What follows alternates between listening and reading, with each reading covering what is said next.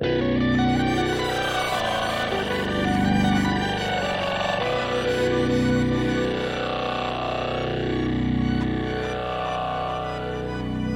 to another episode of The Outsender, and this is part 2 of the Tactical Radio Communication Under the Threat of Electronic Warfare episode. And it continues in English, obviously. And in the first part, I was just discussing how tactical or military type of radio communication would possibly look like, or usually looks like.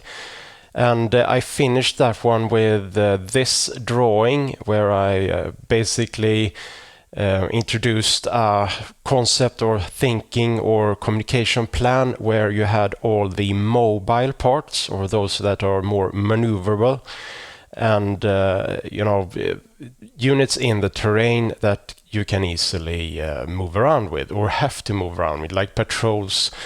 HF, where you have to set up antennas and it takes time, then that doesn't really work very well. So if you're on the move, you need some other radio systems, and that's why I'm proposing that all of those movable units have use VHF or UHF, for example, and that's what they usually use almost exclusively. And the long haul communication from a command post, or in this case also from an observation post, which is a more fixed. An observation post is pretty fixed in the terrain. You can't just move it. And if you want to withdraw or regroup during daylight, you basically cannot do that. You don't want to do that. So you need to plan your withdrawal from that thing then. And in that essence, HF works very well, because you have to plan the withdrawal or the regroup. So you can use HF on the OP, obviously, and also from a command post. But then all of the more static command post or bases or rally points or whatever you have, where you have to stay put for a longer period of time, then I suggested that would use HF, skywave communication then, obviously.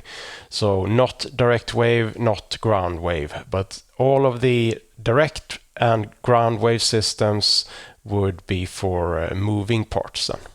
So in that essence, I also said that would introduce something which I have chosen to call low-tech, low probability of detection, essentially then, and that's what I mean by HF in this context.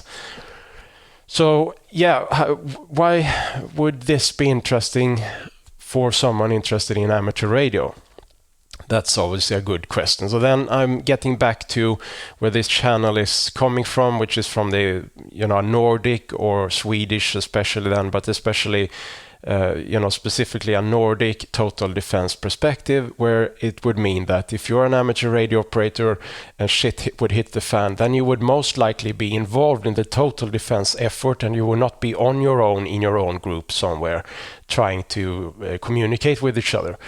And that means that you will most likely end up talking to someone like me, an army radio operator, who would want to operate radio in a way that we are not disclosing or making it easier for a potential opposing force, whatever that may be. I mean, you can have some kind of conflicts or arguments, disagreements between groups in a nation or whatever. You know all of that apocalyptic stuff. It doesn't always have to be like natural disasters where everyone everyone is a friendly. That doesn't really necessarily has to be the case. And if you only train for natural disaster scenarios and you never train for having a potential opposing force or some element that actually disagrees with your ways of communicating or whatever, your effort, then then you have a limitation of your capabilities there. So that's why I'm suggesting that this is a very good thing to train on for someone who is an amateur radio operator, who would essentially be part of this total defense effort in the last resort, in the final frontier, whatever effort there is in society. And that would not apply to many countries in the world, obviously, that doesn't have total defense.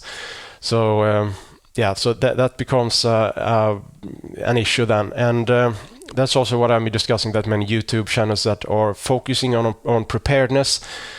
It's usually just portable operations in the field, and it doesn't have this kind of thinking, that this kind of where you only have regional communication to use or to be able to use, since that's where you're operating. That's where the area of interest lies, and not communicating DX or with other nations or whatever.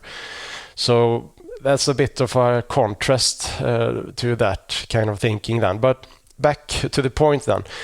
In the previous part, I made a few comments on this one, the Lone Survivor. I also had to cut out a few pieces of that one, since it got content ID'd and it wouldn't be able to play it in certain regions.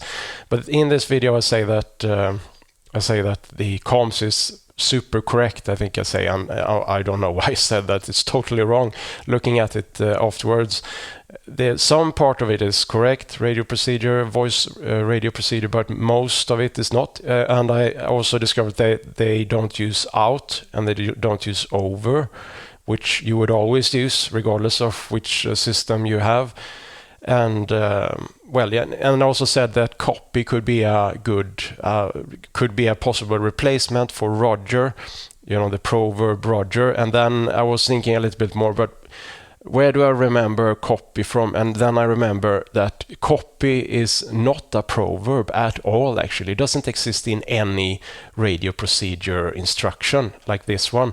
This is the NATO ACP Alpha Charlie Papa 125 Golf, and Golf is the final version of this one. So this is a radio procedure for the 5 English-speaking NATO members. And I think it's pretty much the same in the US with radio communication, and also in Britain. I have seen some Royal Air Force instructions, radio procedure instructions, and they are pretty similar then. But no one contains the word copy, so you don't use copy. And it also has been suggested in some part of the YouTube hemisphere is that copy could be something that you use if you want to have someone read back what you just transmitted. And copy doesn't exist as a proverb, so it can't be used for that either. So the proverb for having someone to read back, this is something which we in Sweden call to collate. Called collation, something. It's a French heritage word, obviously, but it's the same thing. The procedure is very similar, since all of these procedures are based on ITU, International Telecommunication Union procedures from the start. Old CW radiogram type of procedures, and that's what these are the result of, basically, with voice procedures.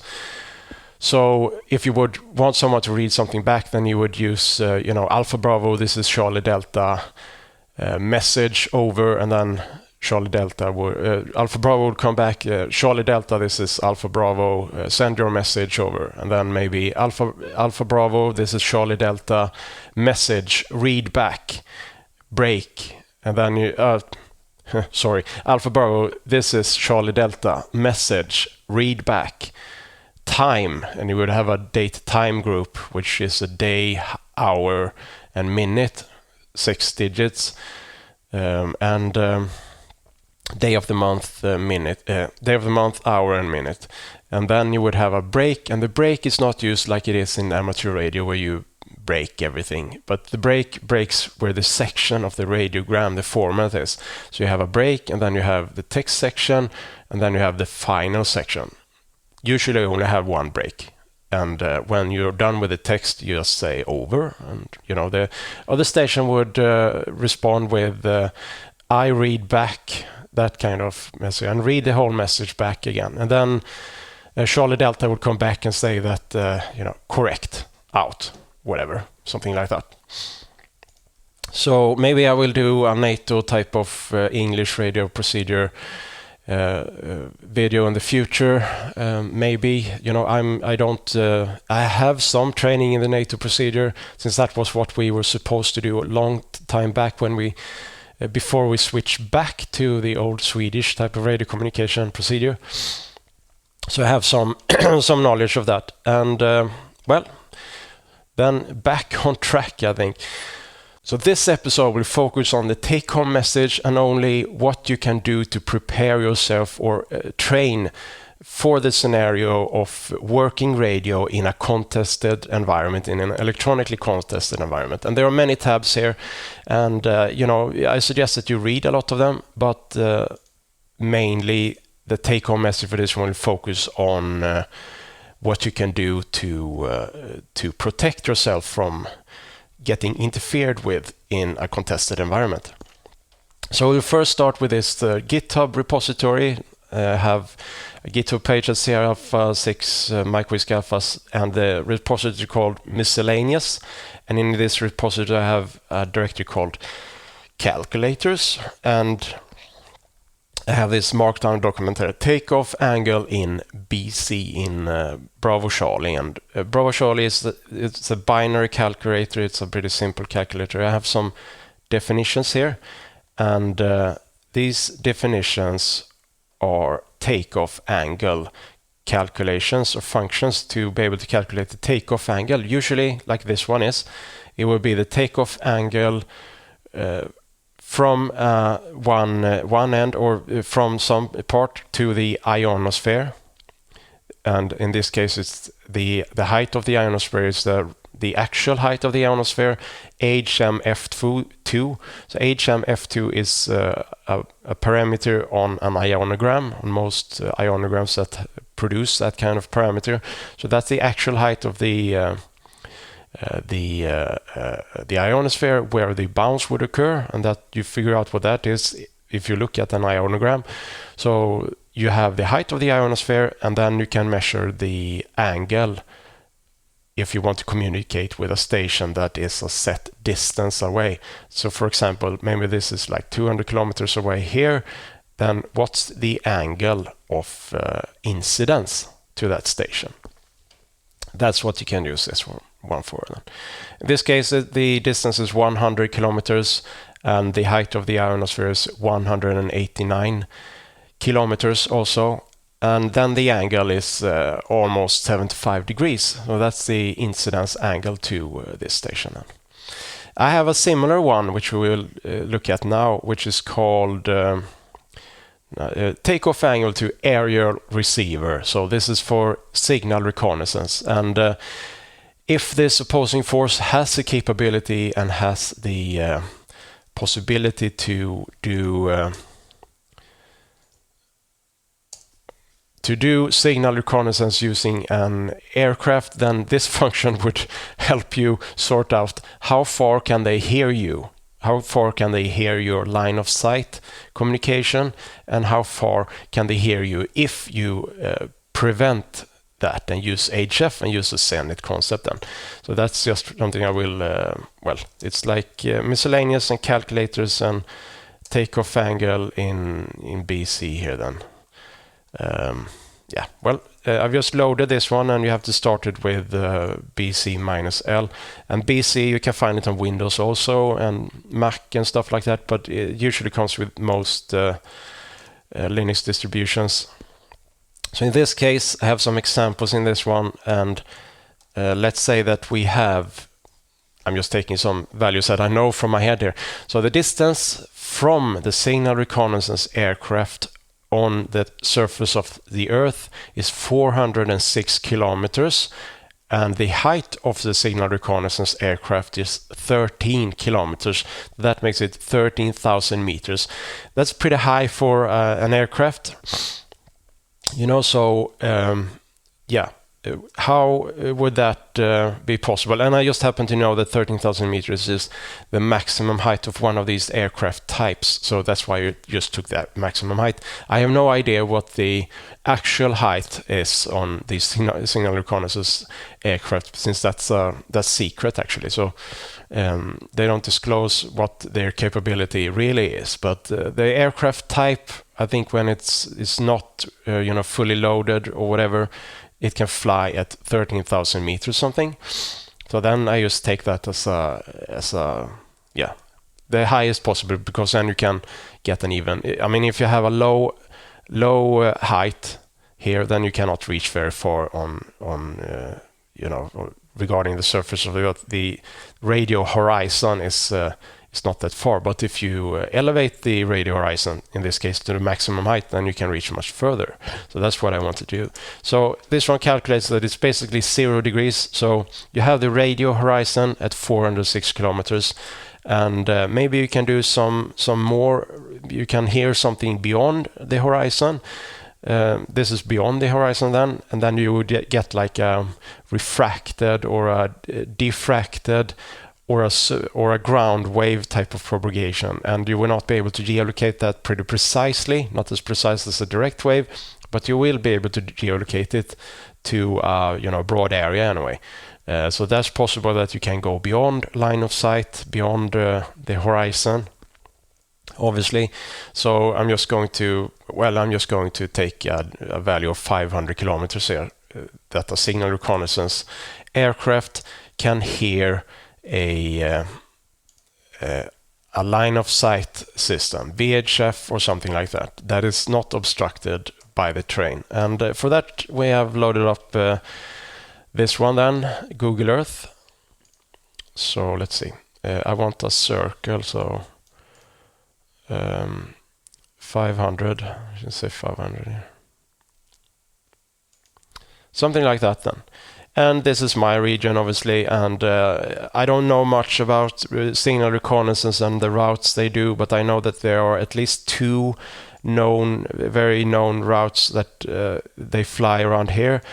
The turquoise color here, that's the terrestrial, territorial seas, so you're not allowed to fly there. That's why I wanted to have that in the picture also.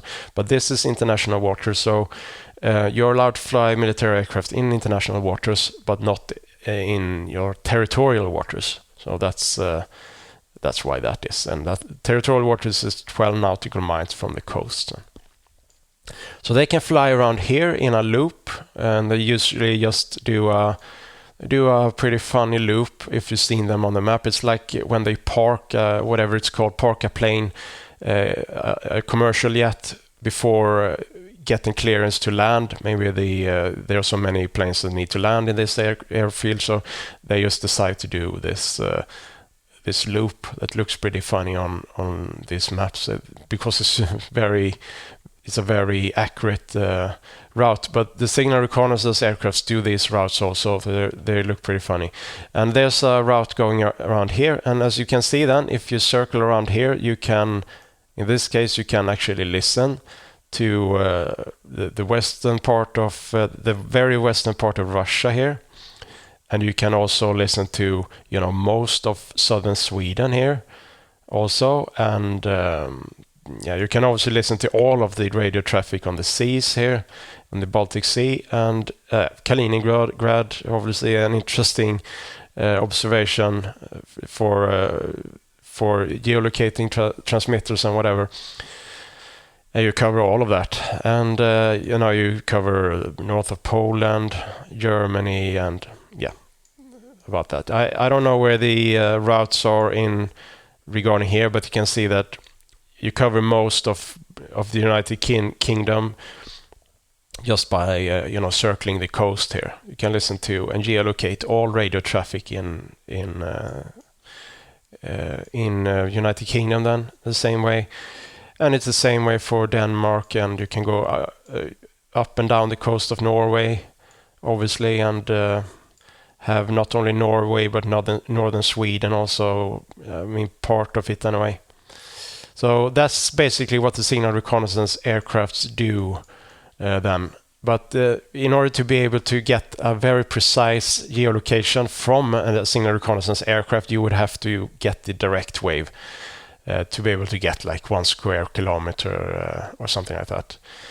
But they mainly do, technical, is it called technical signal reconnaissance, where you listen to non-communication type of stuff like radars and radar sites and whatever. However, if you apply what I call the Synod concept, then you would have a what should I demonstrate with? Well, you have a horizontal antenna then that you fix very low to the ground, maybe like 2 meters on the ground, or you can actually put it on the ground, but elevating it would get a much better signal strength. You would get hear more and you would get out more also, obviously. So some elevation is good, but this is obviously a near vertical incidence skywave antenna setup. However, with the Synod concept, you would have this antenna set up in a valley, preferably. So it will be in the bottom of a valley. So you would put this one like in 2 meter height, but it would be in the bottom of a valley. That means that you will have slopes on either side, that the antenna, the incidence angle, the terrain here that would block the incidence angle that is towards the horizon. So you want all the energy to go straight up into the sky. That's what you want. So that means that the terrain, let's try it like this, and the terrain would block these incident angles then, like maybe up to 20 or even 30 or maybe even 40 degrees if you're in a steep valley with pretty steep sides. And so usually anything below 10 degrees you will not hear it outside of that valley at all. And if you do it more correctly, then maybe 30 degrees will not be heard outside of that valley.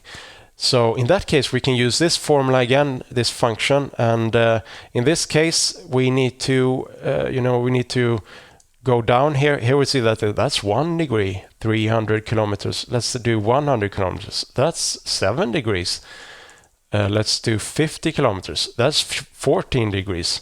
So basically, if you're up this high and you're trying to listen to a signature adapted HF transmission, then you can see here, where are they going to fly to listen to this? They have to fly over land, and they have to also have geolocated this transceiver that well that they actually know the region where they're going to start looking for it. So in this case, you would have to have your signal reconnaissance opposing force aircraft in your nation's border to be able to listen to anything or geolocating anything. You would obviously get the skywave to this signal reconnaissance aircraft. But I don't think, this is obviously secrets, I have no idea what equipment exists, but the studies that have been published regarding signal reconnaissance and geolocation from aircraft using skywave, they are not reliable at all. So maybe you get a certain region, like a few 200 kilometer region, where you can start looking, but then you have to take your signal reconnaissance aircraft inside enemy territory where you have missile defense, air defense systems, obviously, and that becomes, signal reconnaissance aircraft is not a very maneuverable thing, so it will be pretty easy for someone to shoot it down, even if it's 13,000 meters up high. So most systems would do that. So that's why they don't do this. So it would be more interested for ground troops actually to do this signal reconnaissance. And you would have ground stations to do that. So we are going to look at one of these ground stations for HF, both geolocation. I'm pretty sure that it can be used for geolocation, and also an HF jammer for this very purpose. Now let's see where am I? So yeah, the summary is that if you use the Synod concept and HF, a signal reconnaissance aircraft will not be able to geolocate you. I have to remove this one, I think. So I haven't prepared this very well, but I just thought that would be a good... where are we? Is it here or is it... I thought that it was here. Further north then. No. Here. here we have it, Okunevo. And Okunevo is actually, it's some comm station. You can see there are antennas and stuff like there. So, but what we want to do was look at this field here. Here we have it. This is from 2000. We're going to look at 2018. No, here you see that they are not there. 17. So September, is it September or November? Whatever. 2017, here we have a few of those, and maybe they are actually moving these again. You can see the antenna towers here. And here they have moved them again. They don't appear on this one later then. And here they are back. So in 2018 we have these installations here, and there's some truck here. There are more of these trucks over there, and some in position here also without the antennas erected, right? So one thing you can see here that HF geolocation in this regard, you can see the installations from a satellite. You would not be able to see a radio transmitter from a satellite in HF, just a wire in the forest from a satellite, obviously. But this installation, you can watch it. But if you go back to May this year, you can see that they are not there anymore. They have moved them. So this jammer is the this one. It's the Murmansk BN jamming complex.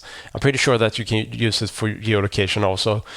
It's a pretty huge complex that is used to jam HF and cover a long area. So the main issue with HF jammers of this size and this magnitude, this amount of power and stuff like that, is that they are pretty big and they are very difficult to move into a contested environment, obviously, since they can be taken out. They are so big.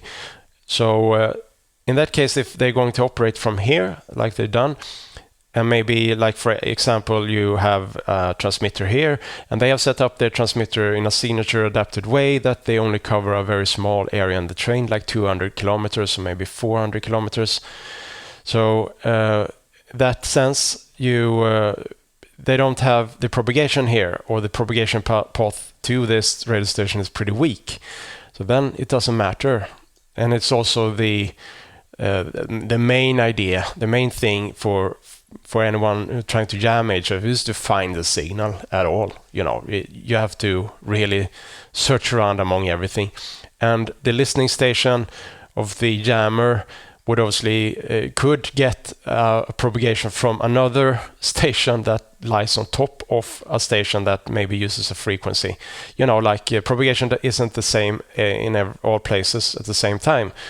And that's also true for this scenario. So that's why skywave HF is pretty difficult to jam and geolocate, and also to find in the clutter of all radio traffic happening on HF. So that's the main issue then. And if you get jammed, obviously you just switch frequency, and then they have to start the process over again and find you. So it's much easier to avoid being geolocated and avoid getting jammed with an HF system than with all of the other systems, basically. So there's obviously a lot of perspective on Russia here, and one of the reasons is obviously that Russia has advanced a lot in the electronic warfare capability field, and they have like an electronic warfare company in each motorized rifle brigade here from Russia's electronic warfare capabilities. This presentation here by Roger McDermott, and that's why Russia becomes very interesting from that perspective. However, it's definitely not that complicated. The equipment used is not very complicated in essence. You can do this with very simple means, and maybe most of you have already experienced QRM as amateur radio operators, obviously. So that's one issue then, that many amateur radio operators that have a preparedness perspective, they don't train or do exercises in whatever shape or form they're going to apply that thinking, the preparedness radio thinking regarding an electronically contested environment. So that's why I'm suggesting that you should train these concepts, like for example the Synod Concept and stuff like that, and make it work from a communication perspective, so that you can actually have links with other people. That's important then. And it's not that easy that it just, it works, HF just works. That's not true. My experience, many years of experimenting with this, is that just changing a little variable can change a lot regarding your success in establishing a link. So that's what I'm trying to promote here then. But the Russian perspective didn't always used to be this the disagreement between NATO and Russia and stuff like that, and European Union and Russia wasn't always so bad. It was once the Lisbon-Vladivostok illusion here then. It's a new article, but Vladimir Putin actually suggested that there will be a free trade zone from Lisbon to Vladivostok, a trade agreement basically. So that was once the thing that to cooperate better. And also I'm taking a Swedish article here and just translate to English. I think it works. I think this picture says a lot that, we have this Swedish Supreme Commander of the day here shaking hand with a Russian counterpart, and the Russian counterpart is actually smiling. So it's maybe they are friends, I don't know, but the relations in between West and Russia have definitely deteriorated. So this picture symbolizes, to me at least, knowing a little bit about Russians, that they are not they don't usually smile a lot when they meet strangers. They smile among friends more. So this picture symbolizes that the will back then was to have a better relationship from both the Russian perspective and the rest of the world's perspective, obviously then. So now the situation is a bit different. We take this one. Now in the Swedish Armed Forces, we are highly advised not to travel to Russia, China, and Iran. So it's we should not travel to these countries if we are in the armed forces. That's basically what they say. And the reason is always that there have been a lot of cases where Swedish armed forces personnel have been detained and interrogated for many hours, and then they suggest that no, we don't want to expose our personnel to that. Unfortunately, this is the development that we're going towards, and this was introduced this year, I think. This is a public article. We have obviously got the information from another source, but since it's public, then I mention it. That's basically it then.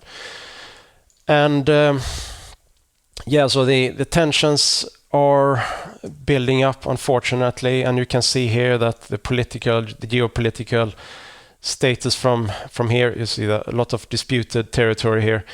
So it started in 2008 with the war against Georgia, and Russia had a pretty good or pretty bad failure in Georgia, and after that they transformed the entire armed forces, especially regarding the electromagnetic spectrum and radio communication, because they had some serious issues with radio communication in this conflict. So they transformed a lot, and that's where a lot of these electronic warfare components started to be more employed taken into respective brigade and stuff like that. I think they changed it to a brigade structure of the Georgian conflict. And here we have another disputed border, the annexation of Crimea, obviously in Ukraine, and here we have Donetsk and stuff like that. So we have ongoing conflict here, and now we also have a conflict or we don't have a conflict yet in Belarus, but it's pretty tense, the situation here. And Belarus, according to the analysts, Belarus is a pretty important ally of Russia, obviously. So that's where they have seen, from the Soviet era, that an attack on Russia would always come from Belarus in one shape or form then. And yeah, that's not a very good development, obviously, that we are seeing. Like we also have a development here that is not very good. Full out war. A pretty bad conflict in this area recently here also. So it's the former Soviet satellite states in this band here is in conflict, basically, unfortunately then. So let's go back to... So some of the articles on electronic warfare that I suggest that you read is, among others, this one then. So the electronic warfare, the US is losing the invisible fight to Russia's dominant capabilities. And in this one, there are some links. I suggest that you read all of it, obviously. There are some links, and well, let's start with this one. I don't think that one is in the links there.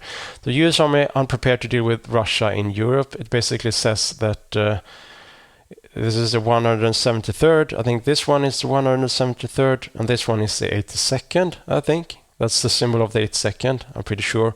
So they have some joint exercise there, maybe. So in this SNA, let's say they get the help from a Latvian radio operator to train the 173rd in HF. Just search for HF. So here too, some of the solutions are low-tech. High-frequency HF radios are more difficult for enemy electronic warfare specialists to pinpoint and jam than the satellite radios that have become the norm for US units for the past 15 years. So the short thrusts have required the 173rd call on allies from Latvia to help it learn how to communicate in the face of Russian jamming.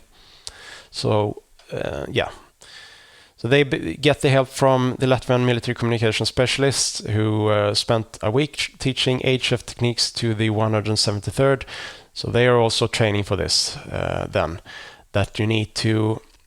as paratroopers and special forces personnel and stuff like that, they have training in HF. It's just not enough, and they don't train it very often then. So is it this one that's a stateside? And it's like here, to fix the problem though, the Army needs to systematically resume teaching HF radio communications stateside. You need to do this a lot. You cannot just teach it once and it's all over then. You need to train this and need to incorporate it into exercises on a regular basis. And that's also true when you do amateur radio. Go out in the field and do portable radio operation, then you should train this type of thing also, not only getting a lot of contacts or whatever that you do.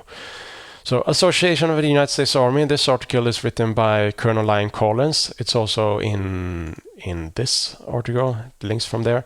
So Colonel Lyon Collins is not Collins Radio, maybe it's related, I don't know, but we are going to scroll down to preparing for the fight. So what do you do then?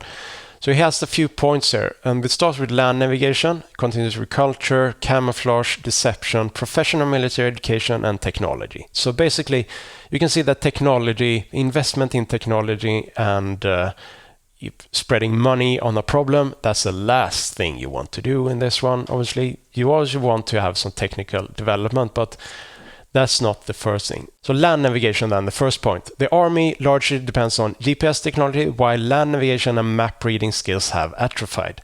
We must re-emphasize land navigation in training and education to develop leaders capable of operating when GPS is jammed or spoofed.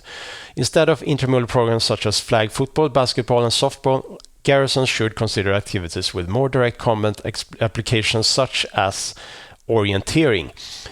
Now, maybe this is a bit unfortunate for the rest of the world, since orienteering as a sport actually originated in Sweden by the Swedish Armed Forces. Actually, was popularized by the Swedish Armed Forces, and then it spread to the other Nordic countries. That's why orienteering is pretty big here. And we are taught orienteering in school, obviously. So we have that thing already. So that's pretty fortunate for us then.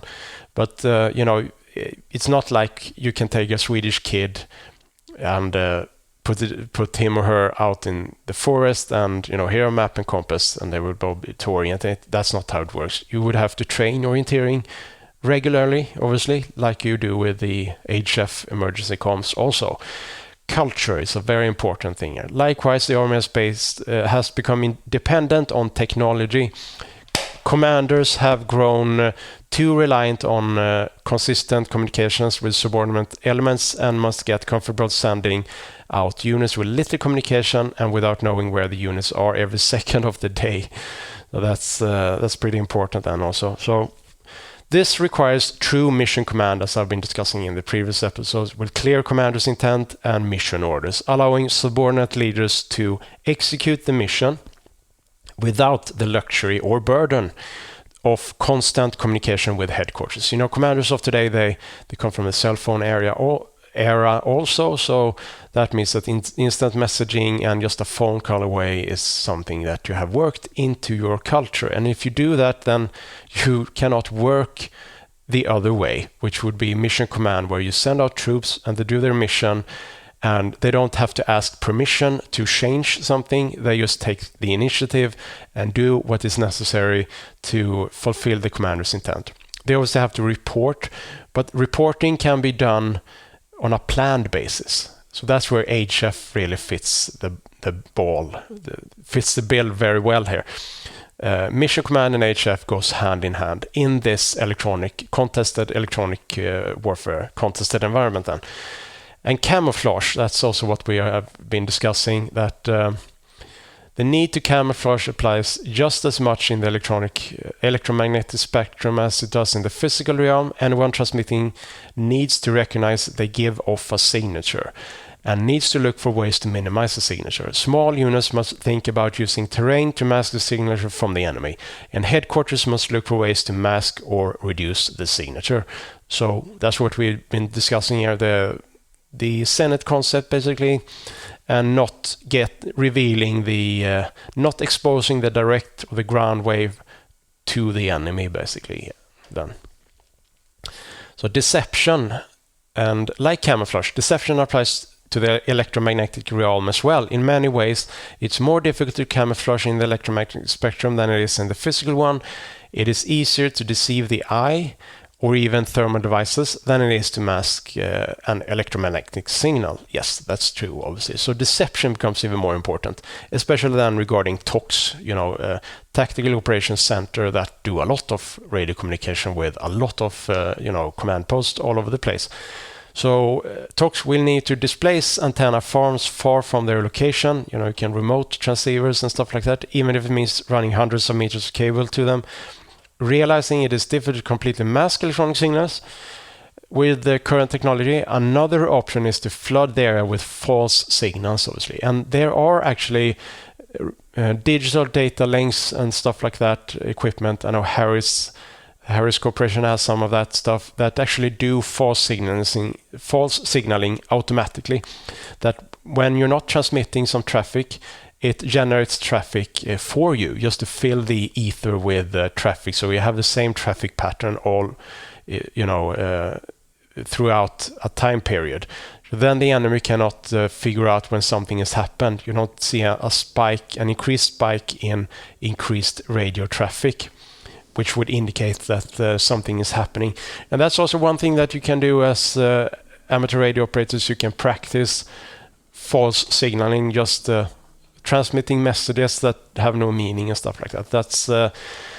That's important to have in your arsenal also. Professional military education. Little time in the Army's professional military education is dedicated to electronic warfare, with the possible exception of the Signal Corps, then obviously. But the Signal Corps is detached from most units. They are not included in units, especially not like the Russians have an electronic warfare company in a brigade. So giving the threat electronic warfare poses to even the smallest unit, it should be introduced at the lowest levels and continue at all levels of professional military education. So that's what I'm talking about here. You have to educate yourself in the electronic warfare field, even regarding amateur radio and preparedness in this case then. And tech, obviously. You can throw a lot of money on the problem and try to get around it, but that's not the focus here. So I leave that out. You know what you can do there, basically. And here we have a Swedish article. You can do the same thing here. Translate this one to English. And it says passing option 1. We have something called monitoring options, or whatever you call them, and it's like usually 4 or 5 or more. It can be according to order.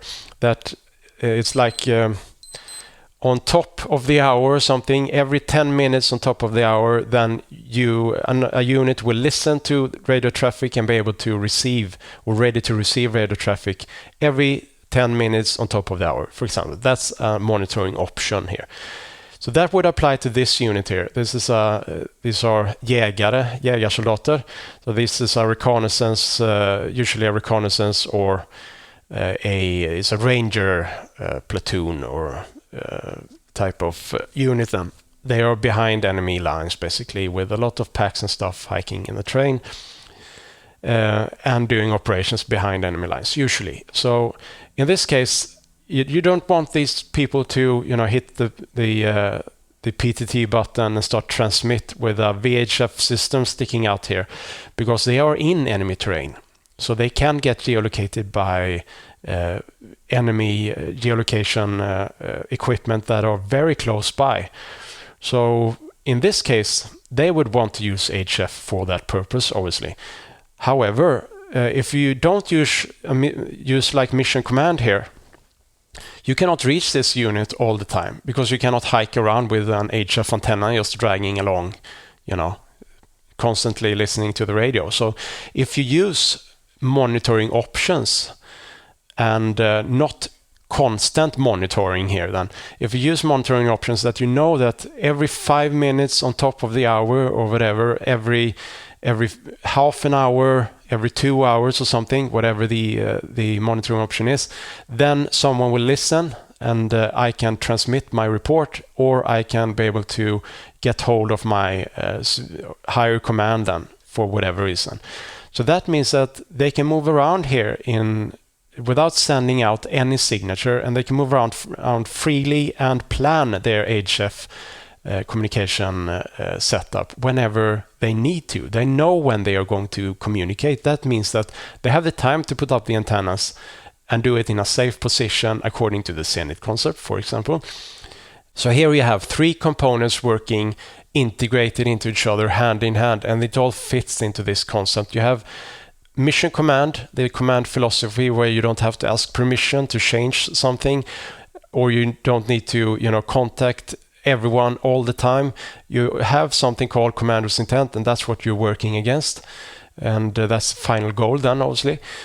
And you also have HF communication, skywave HF communication, that is obviously signature adapted, and you also use this whole concept as a countermeasure against the electronic warfare capabilities of your opposing force, obviously then, or whoever is trying to QRM you. So that's basically what I'm saying here, that it's not instant messaging anymore. It doesn't have to be instant messaging. Since you have a monitoring option and you know that every 15 minutes on top of the hour, then you're able to communicate with someone. And that's the window where you will be able to send out your reports. And to do that, then you obviously have the possibility to prepare your communication so that you don't have to be exposed here into nowhere like these guys are, with a VHF system transmitting whenever a higher command says that you're going to transmit. So they transmit according to a schedule instead. So that's the final take-home message of this presentation then. And there are some more videos there. You can look at the Russian Murmansk BN system here, more in, like a demonstration. And this Russian article doesn't work, but you can read some more. That it takes a lot of time for them to install this system. Obviously, I think it takes like 3 hours or something just to position these trucks, and then it takes 3 days to erect the antenna. and all the cabling and stuff like that. And I've seen they have different antennas on this one, and it's like a curtain or log periodic antennas, and various type of ladder line antennas. I've also seen, it looks like ladder line anyway. So different antennas there.